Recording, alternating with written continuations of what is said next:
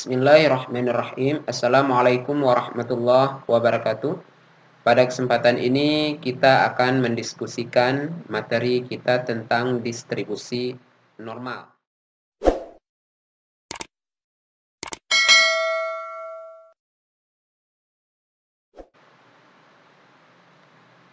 Dalam suatu distribusi data, ada 3 jenis kemiringan, yaitu miring ke kiri, simetris, dan miring ke kanan, seperti gambar berikut.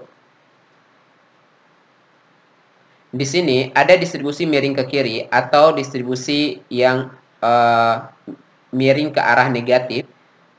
Di sini terjadi ketika rata-rata kurang dari median dan median kurang dari modus. Jadi gambarnya dia itu menceng ke kiri atau condong ke kiri atau miring ke kiri. Yang kedua, yaitu ada kurva atau distribusi simetris.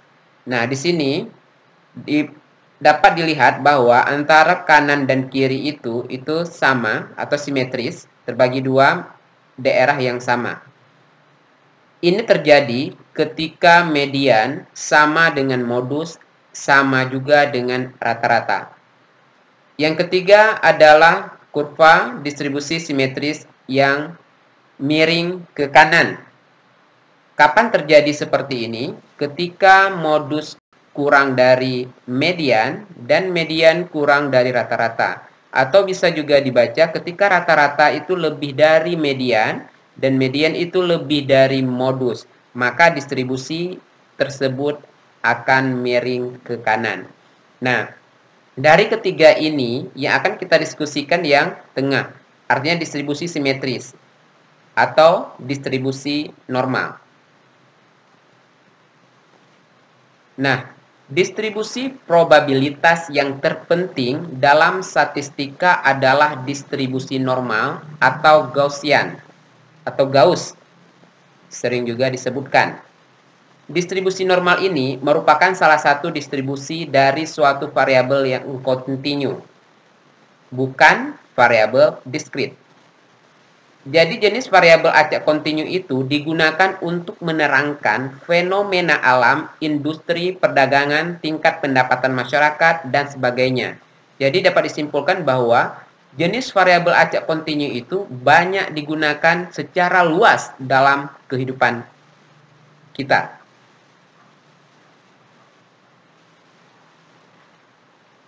Nah, apa karakteristik dari distribusi kurva normal itu sendiri? Jadi nilai, yang pertama itu nilai mean atau rata-rata, median, dan modus sama. Di sini bisa dilihat bahwa rata-ratanya mu sama dengan modus, sama dengan ini median, sama dengan modus. Yang kedua, kurva berbentuk simetris. Seperti yang kita telah lihat sebelumnya. Kemudian kurva normal berbentuk asimptotik. Artinya kurvanya itu di atas sumbu X dan tidak menyentuh sumbu X. Dekat tapi tidak menyentuh. Itu asimptotik. Kemudian luas daerah di bawah kurva tadi adalah 1, di mana setengah di sisi kanan nilai tengah dan setengahnya lagi di sisi kirinya. Jadi bisa dilihat di sini gambar kurva normalnya. Di sini tadi rata-rata sama dengan median, sama dengan modus, di mana di sini kurvanya itu berbentuk simetris antara ruas kanan dan ruas kiri sama luasnya, di mana luas di atas kurva ini adalah 1, di mana yang sebelah kirinya setengah atau 0,5 dan di sebelah kanannya 0,5 dan di sebelah kirinya 0,5. Di mana tadi kurva berbentuk asimptotik. Di mana di sini kurva ini dia itu memanjang hingga tak hingga dan di kiri memanjang hingga negatif tak hingga dan tidak menyentuh sumbu X tapi sangat dekat sekali dengan sumbu X. Inilah karakteristik dari distribusi normal. Kemudian kita juga dapat melihat bentuk-bentuk dari distribusi normal apabila dikaitkan antara rata-rata dan simpangan baku. Nah, jadi sini kita bisa lihat dalam 3 buah kasus. Yang kasus pertama di sini ada dua kurva normalnya, di mana rata-rata 1 sama dengan rata-rata 2. Ini untuk kurva yang pertama, ini kurva yang kedua, di mana rata-ratanya sama. Kemudian simpangan baku 1 lebih dari simpangan baku yang kedua. Nah, rata-rata sama, coba kita lihat bahwa tengah-tengah dia ini sama, menunjukkan bahwa rata-rata dia sama. Kemudian simpangan baku 1 itu lebih dari simpangan baku kedua. Mengapa? Mengapa simpangan baku 1 itu lebih dari simpangan baku 2? Iya, karena di sini untuk kurva normal yang pertama itu dia lebih landai. Artinya data yang ada di sini lebih menyebar.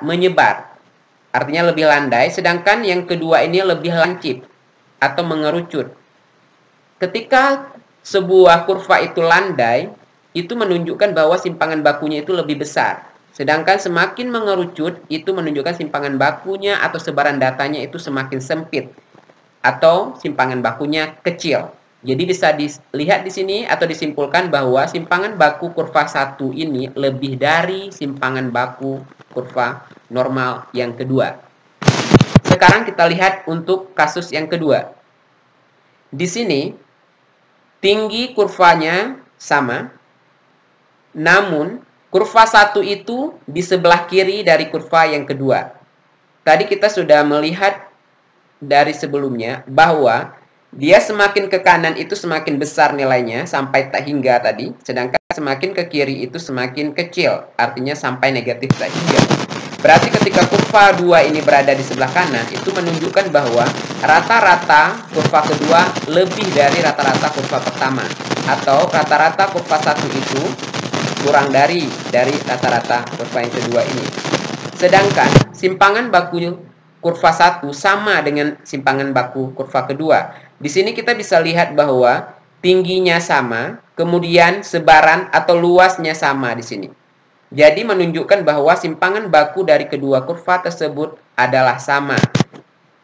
Nah, kemudian yang ketiga, ini kita bisa lihat bahwa kurva kedua itu di sebelah kanan, kurva 1 di sebelah kiri. Ini menunjukkan bahwa kurva 2 itu lebih besar rata-ratanya dibandingkan dengan kurva 1 ini.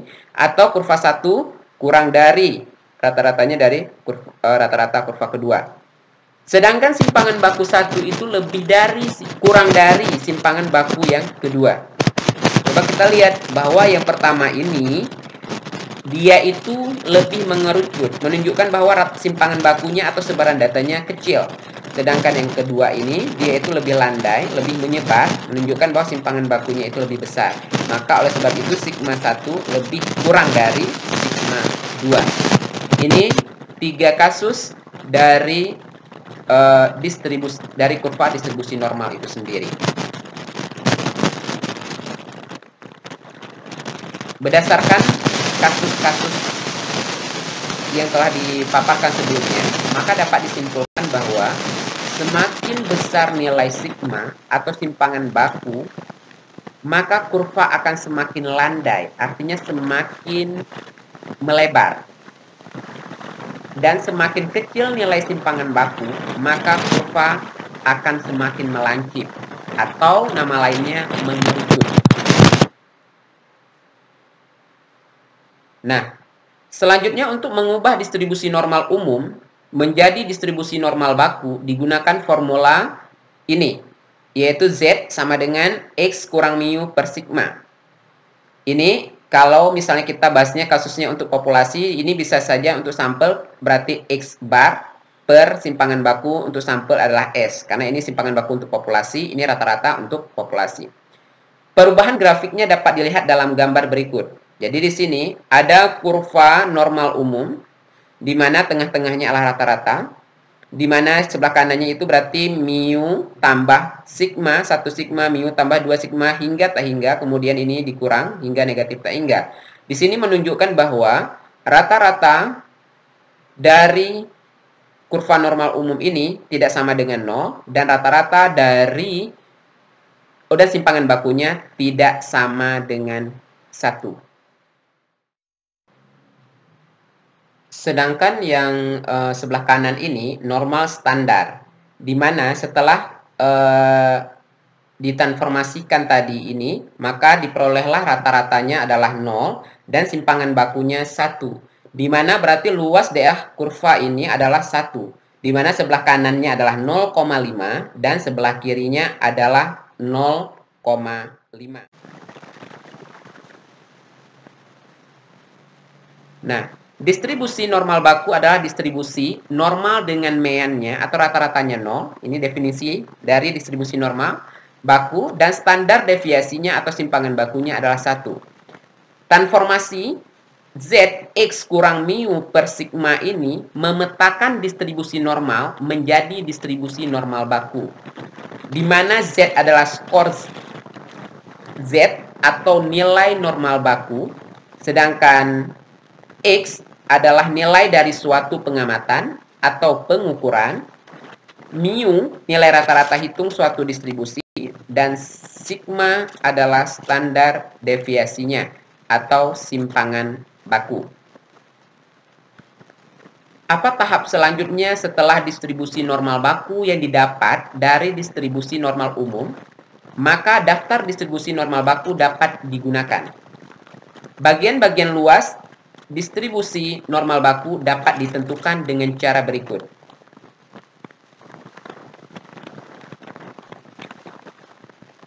Yang pertama sekali, kita hitunglah nilai Z sehingga 2 desimal.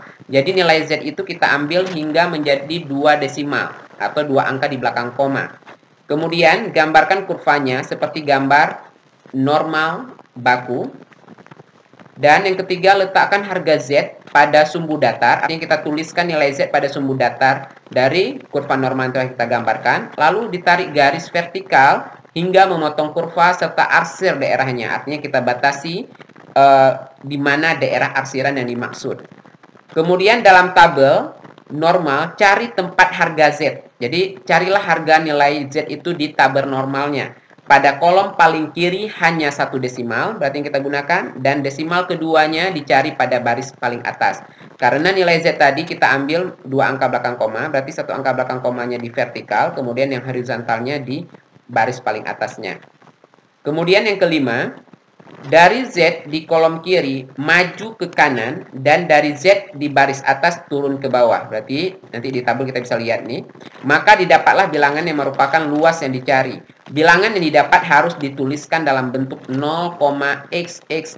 Artinya 4 angka di belakang koma. Karena ada tabel yang tidak menggunakan 0 lagi, langsung 4 angka ini. Berarti kita tinggal membubuhkan 0, ada juga tabel yang langsung membubuhkan 0, ada juga tabel memisahkan antara nilai Z negatif dan Z positif. Intinya semuanya sama, namun versi penyajian tabelnya saja yang bervariasi. Nah, biar lebih jelas dari apa yang telah kita jelaskan tadi, kita fokus ke contoh. Jadi di sini carilah luas daerah di bawah kurva normal baku berikut. Di sini ada 4 kasusnya, di mana Z antara 1,03 dan 2,79. Berarti di sini Z sudah ada. Yang kita ingin cari adalah luas di bawah kurva normal bakunya. Oke, yang pertama yaitu Z antara 1,03 dan 2,79. Nah, di sini kurvanya, kita gambarkan kurvanya seperti langkah tadi. Setelah kita gambarkan, kemudian kita tarik garis yang membagi kurva tadi. Di sini titiknya 1,03. Kenapa di sebelah kanan? Karena dia positif. Di sini 2,79. Kenapa di sini 2,79? Karena kan semakin ke kanan itu semakin besar nilainya. Berarti 2,79 letaknya di sini, 1,03 di sini. Kemudian kita arsir, karena tadi daerah di antara ini. Kita arsir yang warna hijau ini. Kemudian kita ingin cari berapa luas yang warna hijau tersebut. Karena kurva tadi ini luasnya adalah 1, di mana setengahnya ini 0,5 dan setengah sebelah kiri 0,5. Sekarang luas yang diarsir sama saja, luas dari 0, artinya dari nilai Z-nya 0 ke Z 2,79, artinya dari 0 ke sini dulu. Kemudian dikurang dengan luas dari Z 0 ke 1,03, dikurang yang putih ini, tinggallah ini. Artinya, tadi kita hitung luasnya dari 0 ke sini dulu. Berarti dari 2,79 semuanya nih memenuhi. Kemudian kita kurang dari 0 ke 1 ini yang putih ini, tinggallah yang hijau. Nah ini. Jadi seperti itu konsep matematisnya ketika mencari luas. Sekarang, dari mana kita peroleh 0,4974? Kita lihat tabel 2,79. Kemudian kita dapat 0,3485, kita lihat tabel di 1,03 sehingga kita peroleh nilai ini. Kemudian kita kurang sehingga kita memperoleh luas yang di sini adalah 0,1489. Bagaimana proses kita melihat dalam tabel itu? Nah, sekarang kita lihat di tabelnya. Tadi ada nilai 2,79. Nah ini 2,7 seperti langkah tadi, satu angka belakang koma kita lihat secara vertikal, kemudian di atasnya 0, selanjutnya. Artinya 0,09 itu dua angka itu tadi 2,7 kemudian 9, 2,79. Jadi kita lihat di sini dapat 0,4974. 0,4974 di sini. Sedangkan 0,3485 dari 1,03. 1,0 kemudian 3 di sini kita peroleh 0,3485. Kemudian baru kita kurangkan. Yang tadi ini sudah kita peroleh, kita kurangkan sehingga diperoleh luasnya itu 0,1489. Baik. Kita lanjutkan ke soal nomor B. Nah, nomor B ini, Z antara negatif 0,82 dan negatif 2,57. Berarti Z ini berada di daerah sebelah kiri. Nah, itu kita sudah tergambarkan di pikiran kita bagaimana nanti menggambarkan kurva normal tersebut.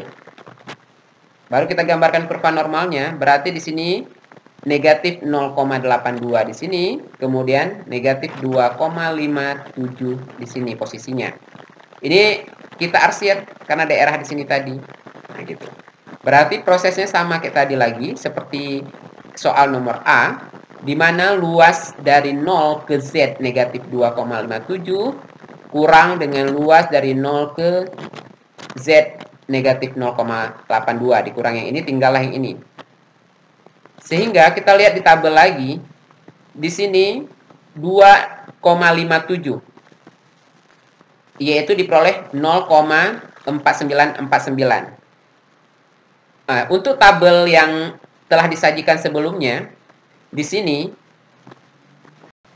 untuk nilai positif maupun nilai negatif sama. Karena luas yang tadi di sini adalah 0,5, di sini juga 0,5. Jadi nilai di tabel ini luasnya itu satu include-nya. Artinya untuk positif dan negatif sama saja. Berarti kalau tadi kita nilainya itu 2,57 yang tadi di sini negatif 2,57, berarti sama saja kita melihat di nilai 2,57. 2,5 di sini, kemudian vertikal yang horizontalnya kita lihat 7, berarti di sini. Ini 7. Berarti kita peroleh nilainya 0,4949. Begitu juga yang satu lagi negatif 0,82, kita peroleh nilai 0,2932. Kemudian kita kurangkan dan kita peroleh luasnya itu 0,2010. Karena kan tadi nilai luasnya itu kan 4 angka di belakang koma. Karena di sini 0, jadi boleh saja tidak ditulis karena tidak berarti 0 yang di sini. Berarti 0,201. Itu luas yang diarsir di antara nilai Z negatif 0,82 dan negatif 2,57. Nah, selanjutnya yang nomor C. Z antara negatif 0,65 dan 1,28. Berarti Z-nya berada di sebelah kiri 1, di sebelah kanan 1. Nah, kita arsir seperti ini, warna ungu ini. Berarti bagaimana kalau kita ingin mencari luasnya? Nah, sebelum yang nomor A dan nomor B tadi, artinya dia berada luasnya di sebelah kiri saja, sebelah kanan saja atau sebelah kiri saja. Sedangkan di sini daerahnya itu berada di sebelah kanan dan kiri. Nah, untuk mencari luas di sini bukan lagi dikurang tapi dijumlahkan di antara luas dari 0 ke negatif 0,65 kemudian ditambah luas dari 0 ke 1,28. Nah, lebih jelasnya kita lihat penjelasan berikut. Jadi di sini luas dari 0 ke Z sama dengan negatif 0,65, berarti sebelah sini. Kemudian ditambah dengan jumlah luas dari 0 ke Z 1,28. Kemudian kembali lagi ke tabel. Kita lihat tabel 0,65 ini sama saja. Kita lihat di nilai positif. Berarti diperolehlah 0,2422. Dan di tabel 1,228 itu diperoleh luas 0,3997. Ketika sudah dijumlahkan, maka diperolehlah hasilnya itu 0,6419. Baik, bisa dipahami? Nah, kita lanjutkan ke soal yang ke D. Soal D ini dari Z 0,97 ke kanan. Berarti nilai Z-nya cuma 1 di sini, bukan nilai antara. Berarti cuma satu nilai, yaitu 0,97 ke kanan. Berarti yang diarsir warna biru ini. Sedangkan yang putih ini berarti 0,97 ke kiri. Berarti kalau ke kiri ini dia pastinya 0,5 ditambah dengan luas yang ini, yang putih ini. Karena kalau kiri dan kanan ada, berarti pasti dijumlahkan untuk mencari luasnya. Karena kita di sini kasusnya hanya sebelah kanan yang ditanya, berarti yang sebelah aja kita lihat. Berarti 0,5 seluruhnya ini dikurang dengan luas dari 0,0 ke 0,97 ini. Tinggallah yang warna biru ini. Berarti luas yang diarsir sama dengan 0,5 dikurang dengan luas dari 0 ke Z 0,97. Kemudian kita lihat lagi di tabel. Luas dari 0 ke Z 0,97 ini yang putih ini adalah 0,3340.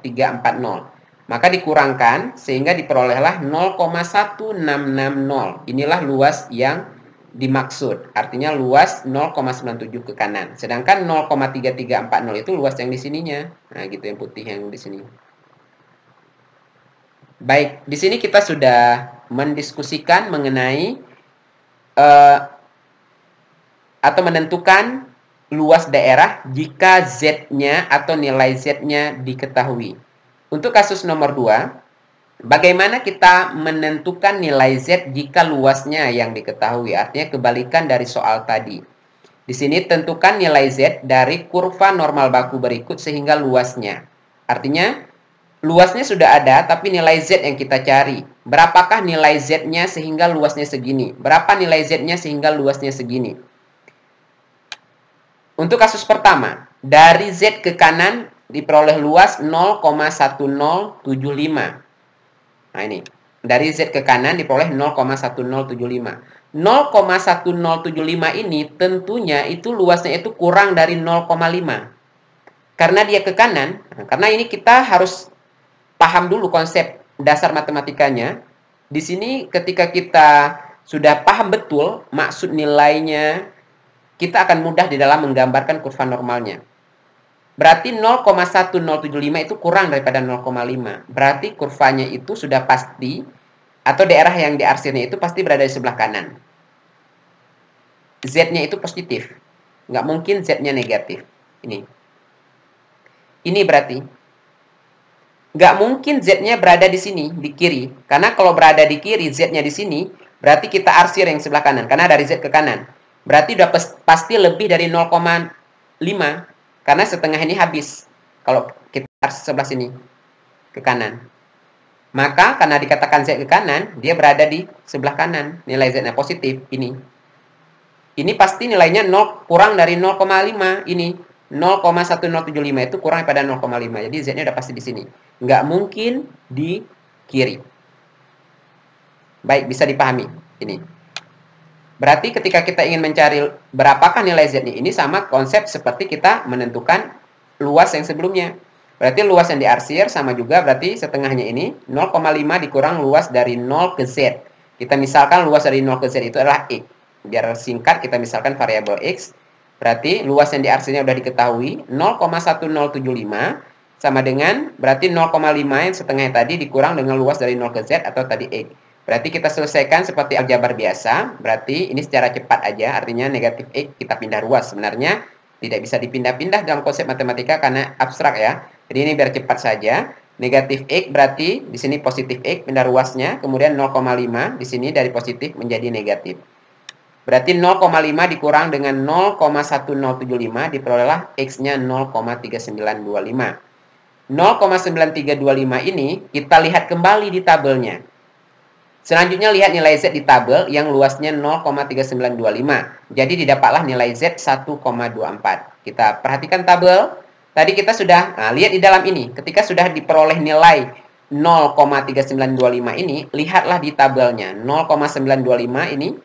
Berarti nilai Z-nya berapa? Kita lihat dari sebelah sini dulu. 1,2, kemudian ininya 4. Berarti 1,24 adalah nilai Z-nya.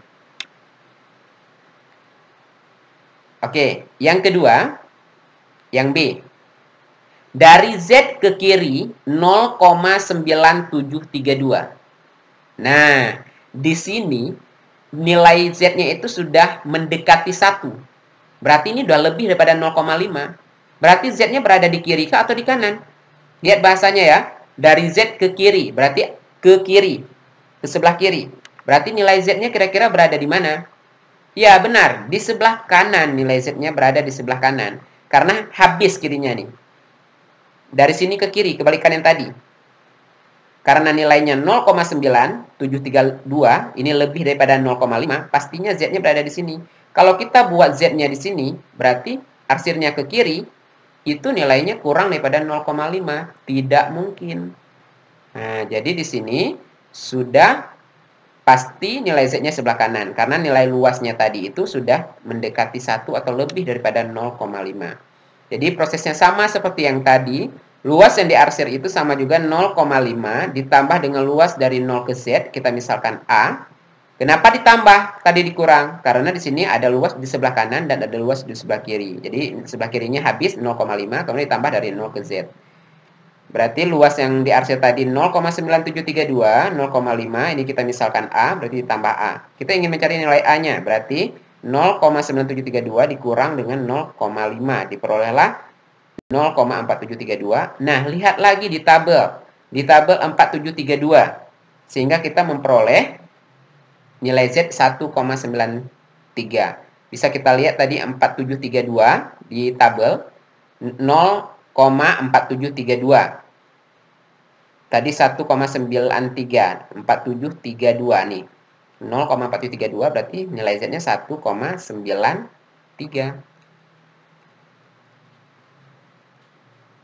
Baik. Sudah dua kasus yang kita diskusikan. Yang pertama, kita menentukan nilai luas daerah di antara nilai Z. Kemudian kita menentukan nilai Z jika luasnya diketahui. Dan yang ketiga, kita mengaplikasikan dari distribusi normal baku ini dalam kasus nyata. Di sini, misalkan tinggi mahasiswa Telkom berdistribusi normal dengan rata-ratanya 1,67,5 cm, 167,5 cm, dan simpangan bakunya 4,6 cm. Jika semua mahasiswa Telkom itu 15.000 mahasiswa, tentukan berapa mahasiswa yang tingginya lebih dari 175 cm. Nah, jadi berapa peluangnya atau estimasinya mahasiswa yang tingginya lebih dari 175 cm dan yang B-nya kurang dari 175 cm. Nah, ini kita ingin mencari menggunakan konsep notasi distribusi normal atau distribusi standar. Tadi sudah diketahui bahwa mu-nya 167,5 cm dan sigmanya atau simpangan bakunya 4,6 cm serta jumlah mahasiswanya tadi 15.000. Yang ditanya pertama adalah tinggi mahasiswa lebih dari 175 cm atau kita misalkan X, ini nilai X pengukurannya. Kemudian yang kedua, tinggi mahasiswa yang kurang dari 170 cm. Nah, sekarang kita jawab. Kita masukkan ke formula tadi. Formula Z sama dengan X kurang mu per sigma. Sudah kita mentransformasikan dia menjadi ke dalam distribusi normal baku, di mana di sini nilai X-nya, di sini nilai simpangan bakunya, dan di sini nilai sigmanya. Setelah dikurang dan dibagi diperoleh nilai 1. Setelah kita peroleh nilainya 1,63 dari hasil pengurangan 175 dikurang 167,5 dibagi dengan 4,6, kemudian baru kita mencari luas. Jadi kita di sini mencari nilai Z-nya yang contoh 1 tadi. Kemudian contoh 2, kemudian contoh 1 kita mencari luas. Di sini kedua-dua konsep yang sebelumnya kita bahas kita gunakan untuk menyelesaikan kasus soal nomor 3. Berarti nilai Z-nya 1,63 positif di sini. Karena dibilang tadi tinggi mahasiswa lebih dari 175, berarti karena lebih dari, berarti itu ke kanan arsirannya. Kalau kurang dari, berarti ke kiri. Nah, gitu. Di mana pembatasnya di nilai Z tadi. Luas yang diarsir sama kita menyelesaikan seperti soal nomor 1, 0,5 dikurang dengan luas dari 0 ke Z 1,63. Kita lihat tabel lagi, 1,63 itu diperoleh nilai 0,4484. Ketika sudah dikurang, maka kita peroleh nilainya 0,0516. Jadi, untuk menentukan banyak mahasiswa yang tingginya lebih dari 175, artinya di daerah arsiran warna hijau ini, kita kalikan N dikali dengan luas yang diarsir. Jadi, itulah nilai N tadi ini dihubungkan dengan nilai luasnya. Berarti luas nilai N-nya 15.000 dikali dengan 0,0516 luasnya diperoleh 774 mahasiswa yang tingginya itu lebih dari 175. Perlu diingat konsep asal tadi bahwa luas kurva normal itu 0,5 setengahnya, 0,5 setengahnya ke bawah. Berarti kalau 15.000 mahasiswa berarti udah pasti ini kan rata-ratanya tadi 167,5. Ini setengahnya berarti 750 7.500 mahasiswa itu udah pasti ini di atas ini dan 7.500 di bawahnya. Berarti kalau jawabannya itu melebihi dari 7.500 untuk kasus ini saja, itu udah secara logikanya ya nggak mungkin. Karena luasnya aja setengahnya ini 700, 7.500, setengahnya dari sini. Nah gitu. Kalau 774 ya mungkin. Ya ini sudah benar. 774 mahasiswa. Kalau kita cari yang sisanya ini, kita peroleh sisanya. Ketika kita jumlahkan sisanya yang ini dengan yang ini, berarti kita memperoleh jumlah totalnya 15.000. Bisa kita cek. Ini 774 yang diarsir warna hijau. Berarti kalau yang putih ini sama saja luasnya itu 0,5 ditambah dengan 0,4884. Jadi hasil penjumlahan ini dikalikan dengan 15.000, kemudian diperolehlah jumlah mahasiswanya ditambah dengan 774, totalnya diperoleh 15.000. Itu untuk menceknya. Sedangkan yang B, artinya yang B ditanya tinggi mahasiswa yang kurang dari 170. Konsepnya sama, ini nilai X digantikan, kemudian disubstitusikan nilai mu, dan simpangan bakunya diperolehlah 0,54 nilainya. Berarti karena dibilang tadi kurang dari 170, berarti kalau kurang dari ya sebelah kiri di arsirnya. Karena nilai Z-nya berada di positif, ya di sini berarti arsirnya sebelah kiri. Ingat yang sebelumnya, karena ini berada daerah arsirannya kiri dan kanan, ini pembatasnya. Berarti pasti untuk mencari yang daerah di arsir, kita menjumlahkannya. Berarti di sini ada 0,5 ditambah dengan luas dari 0 ke Z. Dari 0 ke Z ini. Berarti 0,5, lihat di tabel lagi, diperoleh 0,2054. Kemudian kita jumlahkan, kita memperoleh 0,7054. Nilainya pasti lebih daripada 0,5 karena arsirannya melebihi dari setengah ini. Jadi banyak mahasiswa yang tingginya kurang dari 170 cm sama dengan N kali dengan luas yang diarsir. N-nya 15.000 dikali dengan 0,7054, maka diperolehlah 10.581 mahasiswa. Pasti lebih dari setengahnya. Kalau setengahnya tadi 7.500. Ini 10.581 udah lebih daripada 7.500 karena sudah sudah diarsir daerah kanan juga gitu. Cukup mudah untuk memahami distribusi normal dan distribusi normal bakunya. Di sini udah kita sajikan 3 kasus yang berbeda. Selanjutnya coba dikerjakan latihan berikut supaya lebih mantap lagi pemahamannya, karena kalau sendiri kita tidak mencobanya, maka tidak mengalaminya, maka yang kita pahami ini mungkin hanya tersimpan di memori jangka pendek atau short term memorinya. Tapi ketika sudah mencoba latihan ini, maka insya Allah akan tersimpan di memori jangka panjangnya atau long term memorinya. Nah, dicobakan, ini kasusnya sama seperti soal nomor 1 tadi, contoh 1, ini contoh 2, mencari luasnya. Kemudian yang ketiga ini juga sama seperti contoh 3 tadi. Lebih dari 165 berarti di sini antara nilai 168 cm dan 173 cm. Berarti di sini ada dua nilai Z yang kita cari. Dan yang nomor C tepat 172 cm. Kalau tepat ini kita pecah dua. Berarti nilainya X-nya 172,5 dan 171,5. Karena nilai 172 itu kalau dibagi pinggirnya itu 171,5 dan 172,5. Kalau hasil pembulatannya itu adalah 172. Baik, coba coba latihan ini supaya lebih memahami dan apa yang sudah kita pelajari ini semoga bermanfaat dan mendapat ridha dari Allah Subhanahu wa taala. Sekian, terima kasih. Assalamualaikum warahmatullahi wabarakatuh.